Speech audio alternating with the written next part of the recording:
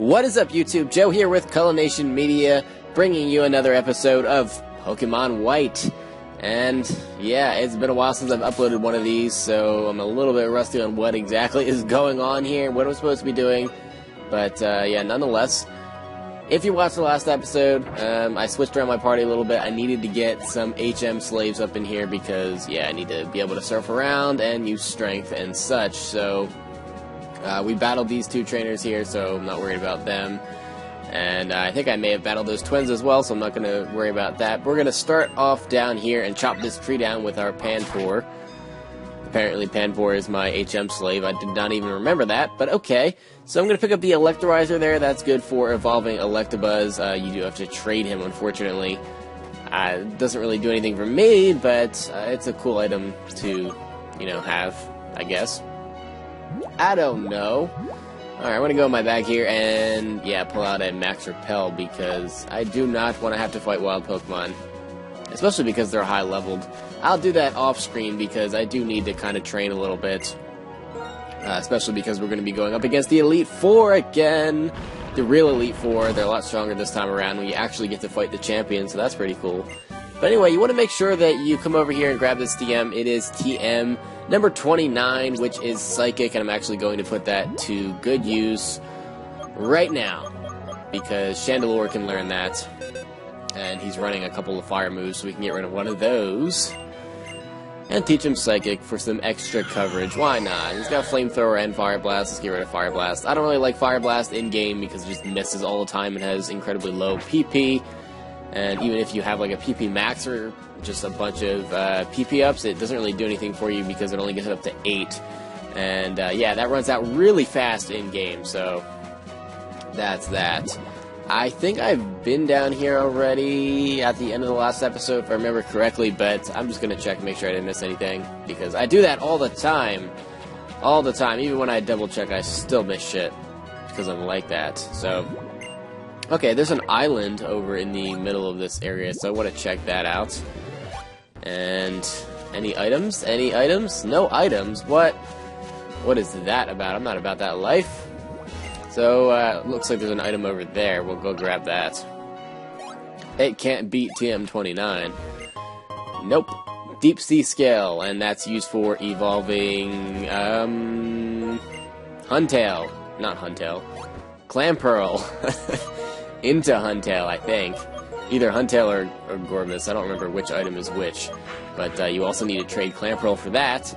And, yeah, they're not really that good. So it's not really worth it in my opinion, but if you're trying to complete the decks, I guess it would be worth it. But this guy's just hanging out over here on an island by himself. He had to swim to get over there, which is kind of funny, but yeah, let's battle him. So he's going to start off with a Feebas at level 63, and that's just ludicrous to me, but okay, I'm going to start off with my Superior here and go for a Leaf Blade. And yeah, a lot of the battles on this route are just, you know, one and done. One hit, and out they go. So Remoraid comes next, and we'll keep Superior out for that. We'll just go for Leaf Blade. And yeah, no evolved pokes in this battle, so that was, I guess, just for the experience. Oh wait, he's got Kingler. Never mind. One evolved poke in this battle. And Kingler actually has some pretty good physical defense, and that's why he's able to live that and go for the Crab Hammer. That's not very effective, even with Kingler's very high attack stat. It doesn't really do that much to Superior. We're able to go for a Leaf Blade right after that, and that takes out Kingler, so that's pretty cool, I guess. I don't know, I kind of wish that Kingler would get a Mega Evolution in X and Y. That'd be pretty awesome. I don't think that's going to be the case, obviously. Maybe in the third game, or maybe in the next generation. I don't know. I feel like Kingler has always been a Pokemon that's been overlooked. So, I don't know. And that's a good question for you guys to sound off about in the comment section. What do you think about Kingler? Does he deserve a Mega Evolution? Does he or does he not? I say he does. That's my vote. I think he's always been overlooked and, you know, has the potential to be a lot better than what he's forced to be because of his low special defense and bad speed. But anyway, I picked up a Prism Scale there. Just wanted to make sure I talked about that a little bit. That's for evolving Feebas. You have to trade Feebas, though. So that kind of sucks because in the original Hoenn games, you did not have to trade Feebas to evolve it. You could just get its beauty thing up, but that's not a thing anymore in the 5th generation. So you do have to trade it, just in case you wanted to evolve your Feebas if you managed to catch one. So it looks like there's quite a few trainers here to battle, so I wouldn't get into that, because I do really need the experience pretty badly, honestly. So Fisherman Mick is going to be our battler here, and it turns out that he has 6 Pokemon, and all 6 of his Pokemon are the same. They're level 60 Magikarps. Why on earth would you have a level 60 Magikarp? Let alone 2 or 3 level 60 Magikarps, or 6 level 60 Magikarps. This guy, seriously, I don't know. His name should have been Ash. Oh well. So we're just gonna Leaf Blade all of them. I'm not gonna mess around or try to spread the experience around, because there's not really anything to spread around. Magikarp hardly gives any experience, and 931 experience points from a level 60 Pokemon is just absolutely horrendous. And that being said, we actually don't get that much money from this battle either, so it's basically just a waste of time. I'm kind of upset that I battled this dude, but I guess I didn't have any way of knowing that this is what I was walking into. But yeah, unfortunately, you know, fishermen and swimmers are just, I don't know, they're dirt cheap. They never have any money. Even though it's kind of strange that we steal their money after battling them anyway. That's not the point. The point is I like money, and these bastards don't give you any. So, yeah, they're kind of not cool. And by kind of, I mean not cool at all. Alright, so let's go battle this person. I almost called that umbrella a parachute. I don't know why. The first thing that comes to mind is a parachute. I don't... parasol. Maybe that's what I was thinking of. Para something. It started with para. Close enough. So she's gonna have a Surskit at level 63. And yeah, we can just finish that off very easily with an aerial ace. I probably could have gone with anything else. Surskit's defenses are pretty freaking bad, so yeah, not really that big of a deal. So now we're gonna go into a Goldeen here. This is at level 63, and these unevolved pokes go down very easily. So I don't understand what the point of them are at this point in the game. I feel like all of the Pokemon we should be fighting should all be fully evolved, because their levels are high. It's just that a lot of them are not evolved. So Seeking comes in there, and we're able to finish it off very easily as well with a Leaf Blade. And yeah, that's that. I already battled that dude, and that guy I don't think battles us, so I'll stay away from him for now. And we'll take the Lucky Egg from Serperior. We'll switch out to Cryogonal, because Serperior's been getting all of the action in this video. So let's get Cryogonal in on some of that. A letter fell from the sky. Okay, we're gonna have to talk to him later, so we'll come back to that. But it looks like there's not really much over here. There's a little patch of grass and then an area where we can go up the stairs up to the next level. And that's actually going to be where we exit the route, but there's some more stuff that we have to do here first. There's actually another TM that I want to get, and that has to do with what that guy was saying about letter falling from the sky. But first, let's battle this fisherman, get it over with. I mean, I guess a lot of these battles are actually, you know, optional, because you have to talk to the fishermen for them to battle you, but if you're as desperate for EXP as I am, you'll battle them.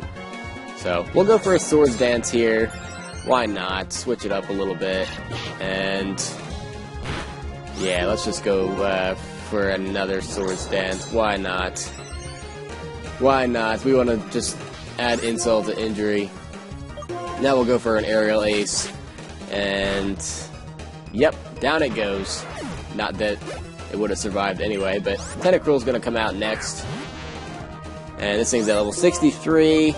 I can go for a Leaf Blade because grass is actually neutral for it, and I got 2 Swords Dances up, and yeah, Tentacruel can't stand up to that.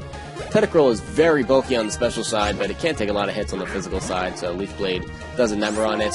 Krill Fish is next, and we'll go for another Leaf Blade. It's going to be neutral on Krill Fish too, because Krill Fish is actually the same typing as Tentacruel, only just a lot worse. And that's actually something I should train for some of the X and Y Wi-Fi battles I have going on. I should train a Tentacruel. It's a pretty decent special wall. I haven't used it much, but especially with the advent of the fairy type, Tentacruel, I would assume, would get a lot more use, because it has an added resistance, and, you know, Sludge Bomb and Poison Jab actually do something now, except take out grass types. So, let's talk to this girl. This Wingull looks like it lost 3 grams on Route 13. Okay, so we need to find the 3 grams, and we actually get something special if we find them all, so they're just around the route. And this is going to be the first one, so yeah, it's actually gram 2, but I don't know why. Okay, so we can get a Razor Claw there, too. That's the other item. That's for evolving Sneasel. If Sneasel is holding it, and it grows a level at night. It does have to be at night. So if you want to evolve your Sneasel, there you go. So we'll give the lucky egg over to Cryogonal, and I said that earlier, but I ended up changing my mind. But now it's for reals. We battle this artist, Zach, and he's going to send out a Camerupt at level 65 to start off this battle, and shit, that's not good, because, yeah, Cryogonal's going to have some issues here. So we'll go for an Ice Beam, and it doesn't kill, and he's going to go for a Rock Slide. I was hoping for, like, Flamethrower or something, and that almost kills me, because my physical defense is absolutely terrible. Would have been better if he went for Lava Plume or Flamethrower. I would have been able to take that better, even, you know, having it be stab. But we're able to kill it off there, thankfully. Somehow, Cryogonal survived a Rock Slide. I don't know how, but it did. It doesn't survive many hits on the physical side. It dies a lot. So, that kind of sucks. Alright, so we need to find 2 more of these gram things. But there's actually still a little bit more of the route that we have to explore. And there's some trainers, too. Like this youngster guy. I thought he was hiding behind the tree there for a second. I was like, bitch, please, I saw you go back there with my own 2 eyes. Not fooling me. He's gonna send out Nincada. I mean, now I kind of understand why you'd want to hide. But, okay. We'll go for an Ice Beam. And, yeah, Nincada cannot survive that. So it goes down. Motham's gonna be next. We can stick with Cryogonal for this one, because Motham is a bug and flying type. So we can Ice Beam it. It's going to be super effective, and Motham can't do shit about that. So down it goes, and he saves his Metapod for last, which I think is hilarious. You know, save the best for last. And Metapod is just a sexy beast, so yeah, I can understand that. So Cryogonal grows up to level 69, and yes, I'm going to keep him in the front because I feel like it. Might as well go up here and cut this tree down and grab this item over here. I don't remember what it is. No idea. It is a Max Ether. I don't use a lot of those, but I guess it can't hurt. I can always sell it if need be. But let's battle this girl. I think it's a girl. I don't know what I'm talking about. Yeah, it's a Last Fae. It's gonna send out Buneary, and Buneary is just a normal type. Level 63, so we'll go for an Ice Beam. We should be able to kill it just because it's unevolved. And yeah, it's just not terribly bulky anyway, even if it was evolved. So that's just going to send out Snubbull, and you have to remember that Snubbull is a normal type and there's no such thing as fairies in this game. So, not that it would matter with Cryogonal, but I'm going to go for a Ice Beam there. That takes out Snubbull, and Shroomish is going to be her other Pokemon, also at level 63.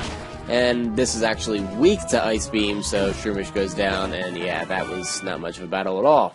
This route sucks for trainers. Wow, their Pokemon are all just awful. So that is Lacanosa Town. I'm not going to go there because we still have business to attend to here on this route. What number is this, 13? I don't know, I lose track of the numbers and such. So, okay, there's actually some areas that are along the beach that we have missed going over towards the western part of the route. So, we're going to head over there in a second. And I don't know if I have to surf to go over there, but I'm going to talk to this guy first because he, for some reason had a gram fall on his head, which is gram 1, and that's one of the letters we're looking for that Wingull up at the top of the route. So that's that. Now we just need to find one more, but like I said, there's some other things we need to find first. So we're going to hop on our little Panpour. I think this is Panpour that's surfing. And this is where I wanted to go. I don't think I needed surf for that. But oh well.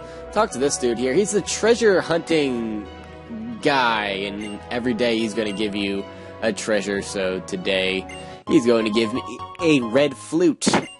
And that's not something I will use, most likely, but he gives you something neat like one of the flutes from Hoenn every day. So I guess that's kind of nifty-ish.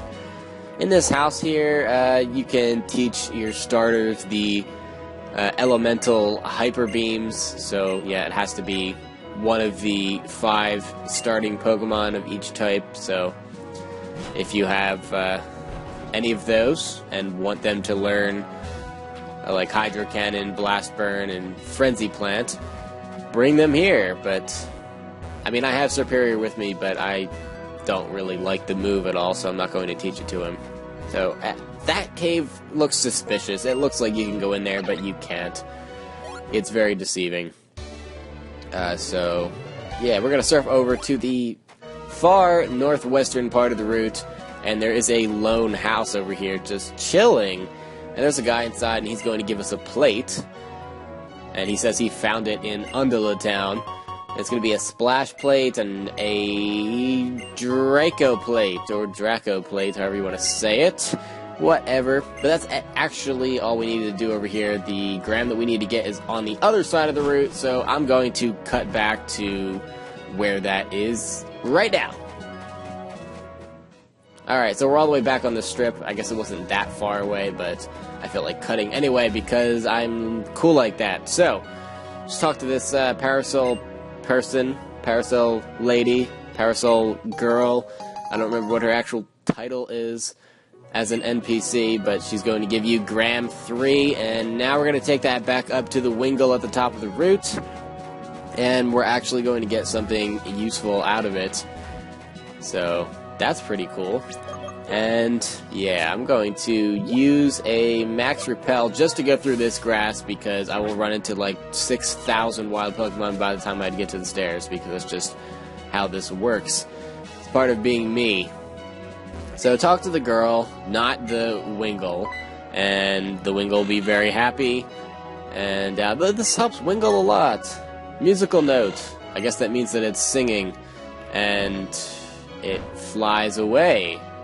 And it leaves behind a little present for us, and it's going to be TM89, which is U-Turn. And U-Turn is very useful competitively. It's also useful in-game, although I don't use it as much in-game as I do competitively. Competitively, I swear almost like half my Pokemon either know U-Turn or Volt Switch, so definitely an awesome momentum-gaining move. And yeah. And it has a bug typing, so that's pretty cool as well. So that's pretty much all I wanted to do in this video, guys. We got finished with all the things that were going on Route 13. We have some options from here. We can go into the Giant Chasm and go after Kyurem, which is the last legendary Pokemon that we have to get in this game. I don't know if I'm going to do that right away, or we can just continue on onto the next route and such. Haven't made up my mind what I want to do yet, but I will in the next video, so we'll figure out what we're going to do. And either way, we're looking at maybe like 6 or 7 episodes left, and this is going to be over. But thank you very much for watching, guys. Make sure to leave a like on this video if you enjoyed it, and I will see you next time. Game on.